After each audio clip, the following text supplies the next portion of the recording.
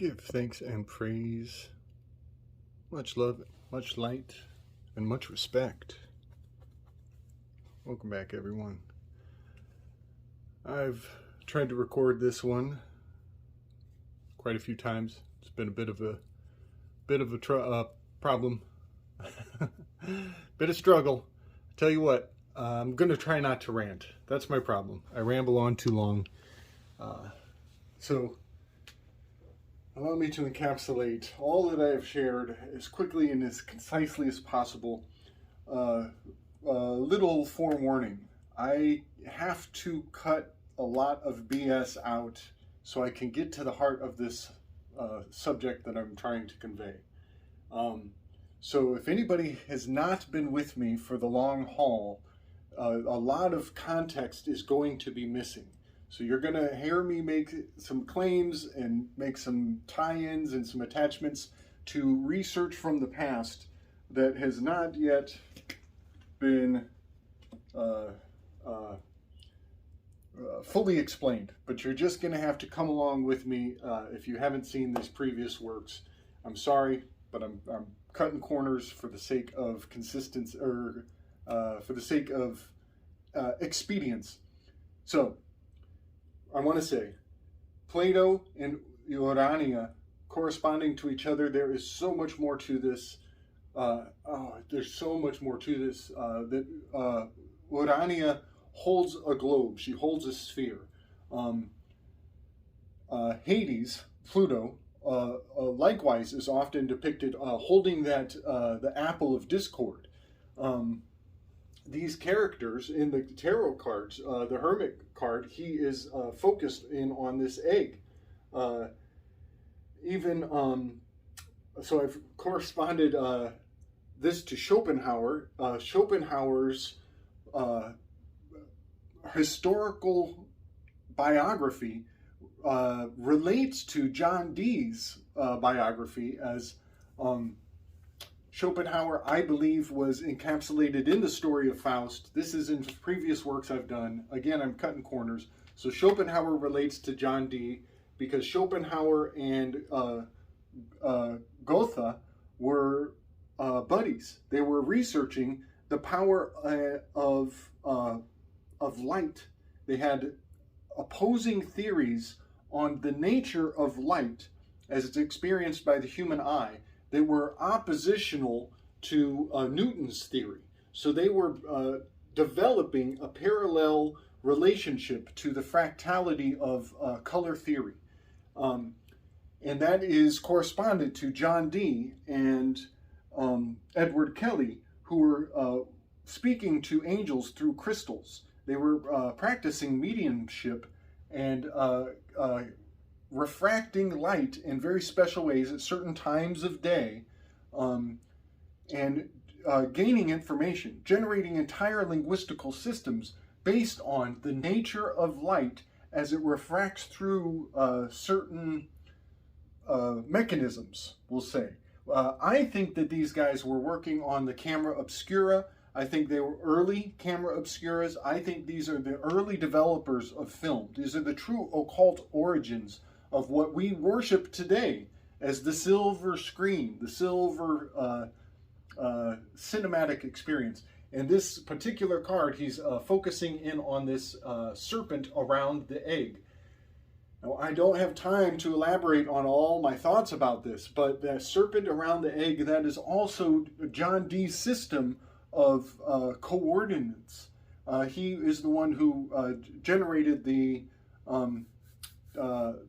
mapping system, the geo-coordinates of the planet, which have shifted and caused entire battles as it went from Finland to the Greenwich 0-degree marcation. So all of that is built into the entire nature of this archetype, the Nine, the Pluto, the Plater, the Plotter, the Tiller, the Allotter. John Dee was giving the allotments of the different degrees of the Mercator coordinate system. All of that is in play here when we look at this egg surrounded by the serpent. A lot of people want to get into the alchemy of it. That's all there too. Has a lot to do with sulfur, mercury, and salt. That's all there. But it just blows my mind that this character is focused on this Uranian egg, and Urania is the goddess who is intrinsic to Plato's role in the symposium. And now, Plato's name also means a broad-shouldered one. And this hits a chord for me because Atlas is coming to mind. I'm thinking of Atlas. Atlas is stationary, he's slothful, he cannot move, he's in one location. I think he is embodied in Orion, and Urania has the word Orion in her name. The Orion constellation is a huge giant hero figure in the sky. Everybody knows Orion, it's very dominant, but what's a trip and a half? I'll bring a graphic forward. You guys are going to have to just roll with me on this. Orion is a tiny hero. He's actually a small hero. He's at the head of a much larger hero. There's a larger stick figure underneath Orion that is even bigger. And so the story of David and Goliath, where David conquers a giant and he cuts the head off the giant, that is Orion, which is a tiny little hero layered on top of a much larger hero. And so there is difficulty defying the cult that keeps us from seeing the bigger picture. And so there is always, when you think you've got the solution, keep looking, keep focusing, because there is more to be revealed on the path of this labyrinthian understanding of the realm of patterns, of the pater, of the father, of the order of the place that we are in. All right, so I just needed to say that about Pluto, Urania, and the possibility of this being Atlas. Atlas is stationary, he's slothful, he's a 9, he's balancing the whole globe, world, whatever, firmament, whatever you want to say. He is the 9. This gets me because he is a brother to, all the Titans are one big family, but he's a brother to Prometheus and Epimetheus. Epimetheus. I might be screwing that name up. Prometheus means forethought. He's thinking forward. This is the 5s, 6s, and the 7s. Promethean electricity. Seeing what's going to happen. Building up anticipation for the future. Like Apollo is drawing his bow and looking, he's building up an anticipation for the future. I think his brother's name is Epimetheus. I'm pretty sure that's his name. And he is afterthought. He's looking backwards in the past. So we have future in the thinks, and we have feel in the feeling. Oh, we have the past in the feeling group, the 2s, 3s, and 4s. So that is really trippy that we have Atlas, Prometheus, and Epimetheus, and it is Athena who actually gives man the butterfly, which is the corpus callosum of the human brain, and it is also epigenetic memory. Butterflies have the ability to know the patterns of their ancestors without ever having met their ancestors. So Athena giving the gift of the butterfly to humanity is saying that we have the ability to draw on our instincts from the past. That's this line right here is instincts. So epigenetic memory is all intrinsic to that mythology. Try to bring some pictures forward. Now I want to talk about this, damn it, the Devil card and the Hanged Man card. And I do not have time to ramble like I love to. Long story short, we did a whole breakdown on H.P. Lovecraft, and H.P. Lovecraft wrote extensively about othering deities from other cultures, superstitious other cultures. He was racist, and I don't want to focus on his racism as much as I want to focus on his xenophobia. And there's a difference. There's a difference. Important difference. He was xenophobic, and he would take the superstitions of other cultures and turn them into monsters and horrible things that will drive you absolutely insane, even to look at them, such that they were utterly foreboding, and thereby glorifying the sanctity of staying in your own lane. and he was a shut-in. So it's just fascinating how he was researching. He had an extensive, amazing library of untold riches, and he was able to, simply by staying as a shut-in at home in Rhode Island, to cast all these shadows so far and wide around the world as just a one simple dude. I am Providence. And he was a shut-in. He was a coddled child. He was overprotected by his parents. All of these are Apollonian loyalists with a shadow of fear characteristics. I'm going to give H.P. Lovecraft the Devil card. We know that the Devil card is based on the art of Francis Bacon, the artist, related to Sir Francis Bacon, allegedly. Don't really believe it, but it is, looks like, sounds like, is like, relates to correspondence. H.P. Lovecraft was a correspondent mofo, 70,000 letters in his lifetime. Every one of his letters were signed, I am Providence. So, H.P. Lovecraft is going to be the Devil card. There is something fascinating going on with this shut-in recluse, casting disparities onto other cultures, vilifying everybody else, and living in his own little closeted, horrific corner of the world. His coddled upbringing is pointing towards patterns I've seen in other personas in history. Alexander of the Russian royal family comes to mind. He was overly coddled. If he would get the slightest little injury, he might bleed to death. That is a sign of hemophilia. Too much incest generates hemophilia. I think H.P. Lovecraft was of royal blood. I think he had hemophilia. I think that was part of why he was such a shut-in, such a recluse, so fearful of the world. And now I have to, again, convey, I've already written it out, but I'm going to write it out again for dramatic effect. I'm sure everybody already saw my little note here, but I'm just going to write it out again. His name, so we're looking at this as Apollo and Artemis. The number 6 on, when I put the Enneagram onto the deities. Number 6 is loyalist with a shadow of fear. It's Apollo and Artemis. It's the city folk, the loyalists. And the fear part is those who will be cast out, the outcasts, into the wilderness. That's Hecate's domain. That's Artemis's domain, is those who are the haves and the have-nots. And they live in a strange homeostasis in the populace of the cities. They love to come together. And so the crabs in a bucket, the haves and the have-nots are all here in the 6s. 50% of the world will score heavily in this 6 propensity for loyalty with the shadow of fear. H.P. Lovecraft, watch this. H-P-L-O.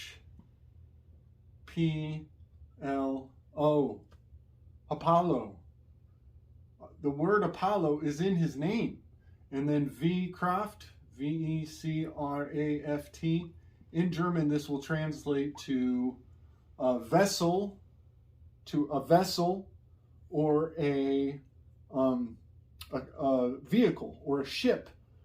And I'm tripping because if he was a shut-in recluse, overly highborn, if he was too much eugenics, too much inbreeding in his lineage, then he was a hemophiliac.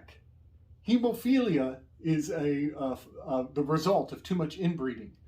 Too many people shut in, recluse, not enough getting out in the world, spreading the love, right?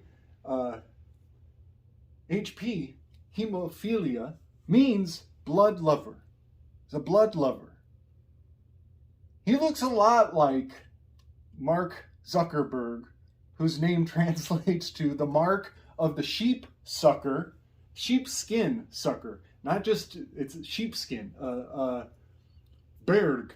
Berg is sheepskin. So it's not just the wool, it's the fleshy, the epidermis included. Sucker of the sheepskin. And he's got that weird thing with his hoodie, that his hoodie has sigils underneath it. It's so crazy. And it's a 6-sided shape underneath his hoodie. And that's not even his real name. That's actually his persona. It's not his real name, we find out. Well, guess what? bloodsucker. This is a fucking mosquito, folks. This is a mosquito. This is not just a fucking phallus. Everybody's caught up in the sexuality of it. It's not just poles and holes going on here, folks. This is a fucking bloodsucker. This is a mosquito. I'm tripping. I'm tripping. I'm telling you, I'm tripping. So we're going to give H.P. Lovecraft the devil card. In our weave, this is where I'm cutting corners. You just got to take my word on it. H.P. Lovecraft summoned Cthulhu in his fictional writing in New Orleans from a ritual that brought out this beast from the abyss, out of the waters, and had this crazy psychic connection to the exotic othering of the people, the locals of New Orleans. Turns out, 18 years before he wrote that in fiction, Aleister Crowley, the person who made this deck, was in New Orleans doing the exact same ritual, summoning Cthulhu. Exact same ritual on the exact same day. H.P. Lovecraft actually gave us the date that it happened, and it was the same night that 18 years previous, Aleister Crowley was summoning Cthulhu from the abyss. So, bring a graphic forward. You can see how much this looks like a mosquito. And when we go into the astronomy, when we take the astrological lens and we look at where is there a mosquito, where is there a pest in the heavens, there is Mosca, the Mosca constellation. Mosca constellation is exactly next to, it is abreast to the Crooks constellation.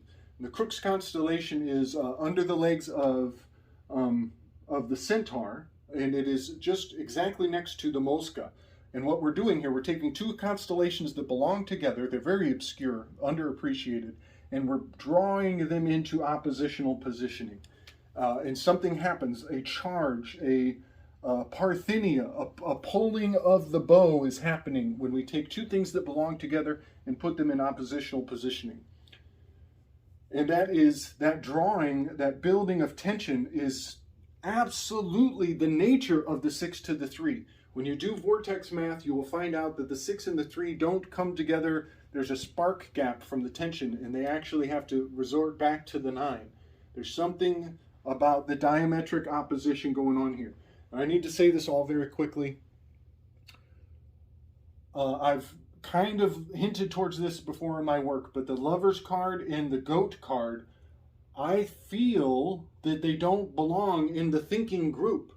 The Love and the Goat and all of this is almost as though it actually belongs in the position of the 3, where Dionysus is, where the center of the heart-centered aspect is. It's almost as though the thinkers have captured the flag, the treasure of the feelers. And the feelers have done the same. The feelers have this high-minded, priestess, the princess. Even Machiavelli, the achiever with the shadow of deceit, is a powerful thinker. He's not, well, but he's using people's feelings against them. It's like he's infiltrated into the domain of the feeling group. And even the Hangman card is suspended, is pensive, is in a thoughtful posture, reflecting. He's like Odin, reflecting on the reflecting pool and gaining the symbols of education and communication, the runes that he's going to bring back, the knowledge to the people. So all of these are thinking symbols. I'm a little perplexed why all of the feeling is in the center of the think and all of the thinking is in the center of the feel. I feel that this is like the yin and the yang, that this would be the white seed of the yin trapped inside the black part of the yin yang, and this is the yang seed trapped inside of the white part of the yin yang.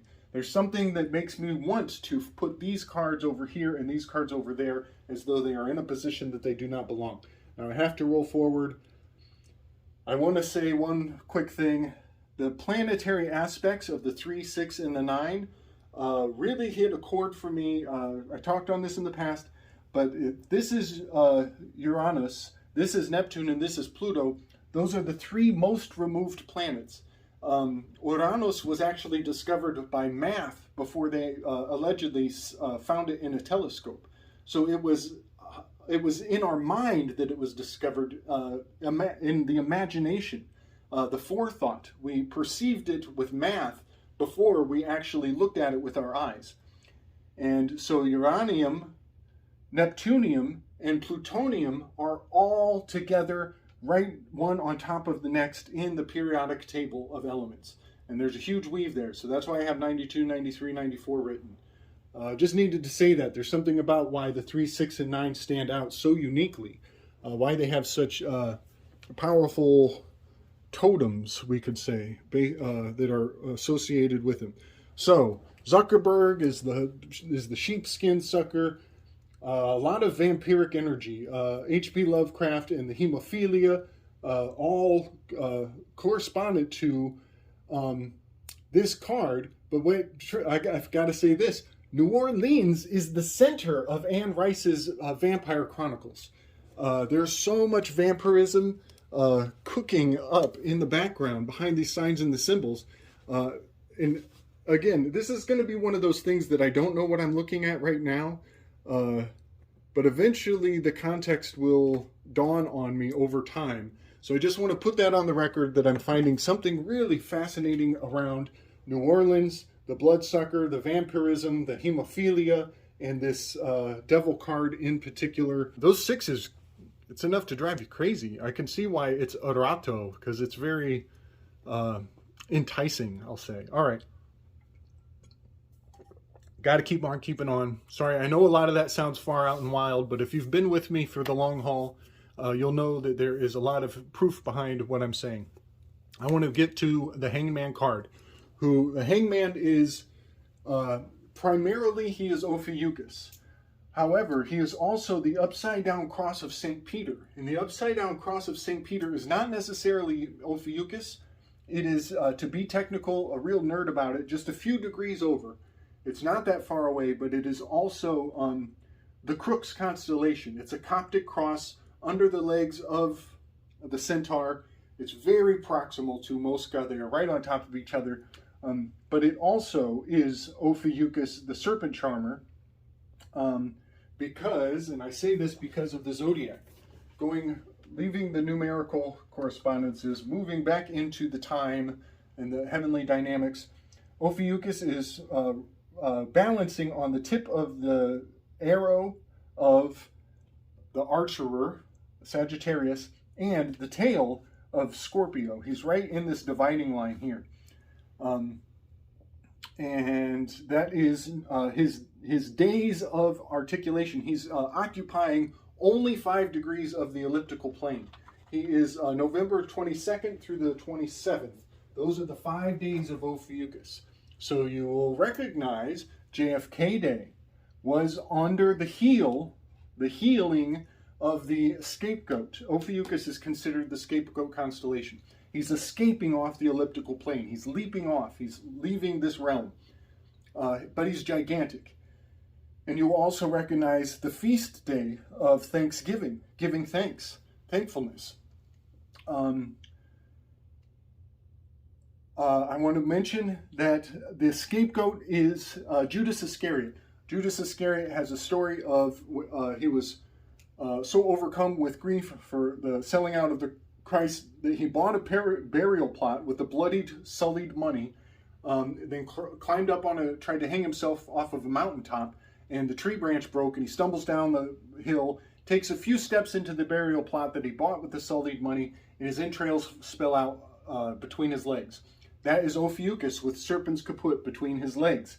I do this movement because of the towel. This is the towel cleaning technique from the locker room.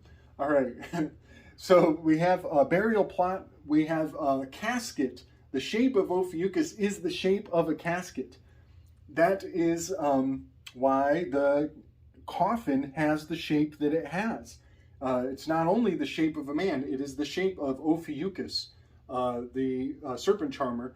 And sure enough, we are coming right out of Halloween, the time of year where the veil is the thinnest. So having the observance of death, Ophiuchus, this scapegoat, Judas Iscariot story, there are so many other corresponding stories to the nature of Ophiuchus And that very crucial location in the zodiac, that's actually also the positioning of the south node of the lunar standstill, which looks like a serpent, a cobra symbol. So I need to get to the big reveal. We have a very, very fascinating persona who correlates to the Hanged Man card, the very best personality, historical person to express the nature of the Hanged Man card is, without a doubt, Harry Houdini. Harry Houdini makes a perfect Hangman card. You would almost believe that there is some sort of design behind this. I do not really subscribe to the idea that there's a grand cabal or controlling all these things, but this Harry Houdini is such a construct. He embodies the very nature of the Hanged Man card, the story of Odin, all aspects of Ophiuchus are just fascinatingly intrinsic to the institution that Harry Houdini became in time. He was a professional escape artist. That became his craft. He was very unique in that he invented the term escapeology, which makes me think of eschatology, the end days. And that's the thing, that was kind of a joke, is that he was trying to even escape death many times. So he had a vow as a child with a bunch of friends of his, some of them are famous and well known, they chose a sigil or a symbol that they would use to indicate to one another that there is an afterlife. So the first one who died of this group agreed to reach out to the other ones and use this particular symbol or sigil to confirm that there is something from the beyond. And that is really fascinating, because he then went on for the rest of his life to become a professional. He was a accomplished debunker of mediumship, because mediumship was gaining popularity in its day.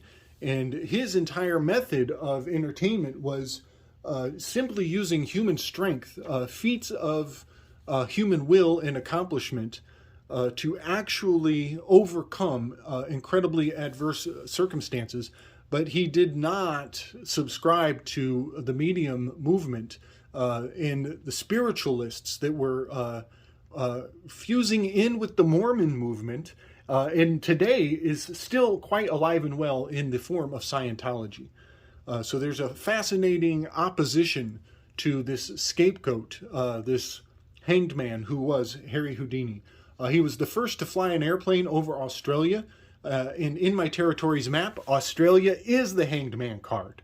That's a trip and a half to me. He also was said to be the first to ever fly on film, and he did a stunt one time on film where it was put in the context of a damsel in distress.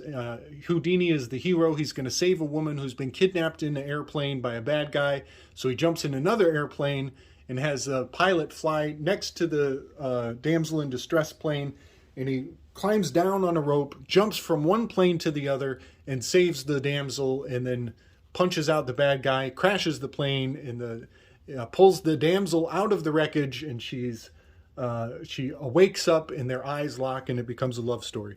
Whole thing was probably camera trickery. I mean, he is an illusionist, and I watched the little video, and I didn't see him actually make the jump. There was a cut scene there. There's quite the illusion at play. I'm sure the music was very intense in that moment as well. A lot of theatrical alchemy involved, no doubt. He also, this is where things get weird, folks. He commissioned H.P. Lovecraft to write a couple different books. So this diametric opposition of the Dionysian, the heart, the feel grouping, being in opposition to this Apollonian thinking-based spirit, they were actually in relationship to each other. He had Apollo Lovecraft, Apollo Vessel. He commissioned him to write a couple different books. One was the under. Oh, I forget the name of it. The Sphinx underneath the Pharaoh under the pyramid under the Pharaoh, trapped under the Pharaoh's pyramid. I forget. I'll bring a graphic up. The other title that he had him write was The Cancer of Superstition. This was in 1926. And H.P. Lovecraft did not take that project on himself. He pawned it off to a buddy named C.M. Eddy. But this Cancer of Superstition was designed as a smear campaign against the spiritualists and the mediums of the time. So fascinating, the politics of that day and age. Try to brighten up the image there. He had a nemesis, arch enemy, a magician who was his kind of a cohort. They studied under the same master. Harry Keller was their master. And Harry Houdini was carrying that Harry name forward. But his arch nemesis's name was Howard Thurston. Howard is H.P. Lovecraft's name. So we have this enemy, this frenemy, this oppositional position of a Howard over here and a Harry under Harry Houdini. And they were fighting for the title that their guru, Harry Keller, would bestow onto them for being the most magical man in the world. And he actually gave that title to Howard Thurston. However, Harry Houdini was able to earn his keep or his position in influence in the world because he was the president of the Society of American Magicians for as many as 9 years. Whereas old Howard over here only got that title for a couple years. Now this is a real trip. This is a real trip because Harry Houdini was born, not Harry. He was born Erich Weiss, E-R-I-C-H, Erich Weiss.